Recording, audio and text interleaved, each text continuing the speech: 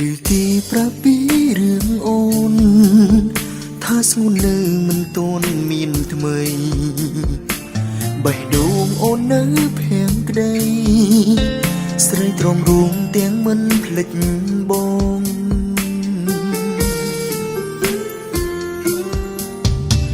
គេថាអូននៅដូចមុននៅទន់ភ្លន់ដូចគ្រាកូនឡងនៅតែរំលឹកពីបងលឺម្ដងទ្រូងបងស្ទើរបែក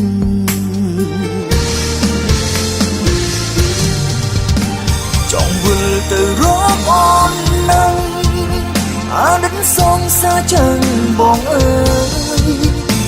តែយើងជាប់យូរណាស់ហើយមកក្រោយមិនបានឡើយថ្លៃ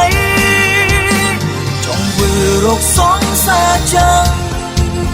តែបារម្ភពីសងសាថ្មីខ្លាចគេទៅជឿរីងរៃព្រោះស្គាល់គេទើបបងចេះស្មោះ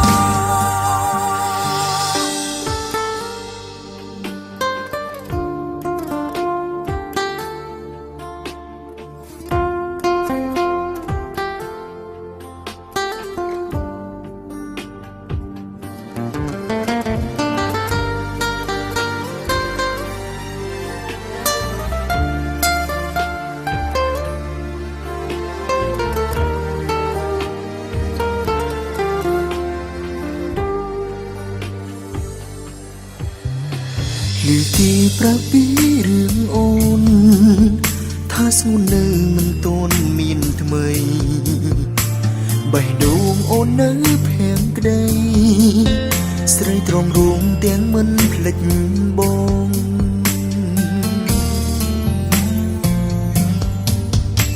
គេថាអូននៅដូចមុននៅទន់ភ្លន់ដូចគ្រាកូនឡងនៅតែរំលឹកពី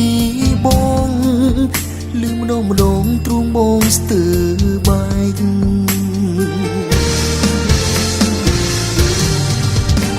ចង់វិលទៅរកអូននឹងអាណិតសងសាចឹងបងអើយតែយើងជាប់យូរណាស់ហើយមកក្រោយមិនបានឡើយថ្លៃចង់វិលរកសងសាចឹងតែបារម្ភពីសងសាថ្មីខ្លាចគេទៅជឿរីងរៃព្រោះស្គាល់គេទើបបងចេះស្មោះចង់វិលទៅរកអូននឹងអាណិតសងសាចឹងបងអើយតែយើងជាប់យូរណាស់ហើយមកក្រោយមិនបានឡើយថ្លៃចង់វិលរកសងសាចឹងតែបារម្ភពីសងសាថ្មីខ្លាចគេទៅជឿរីងរៃ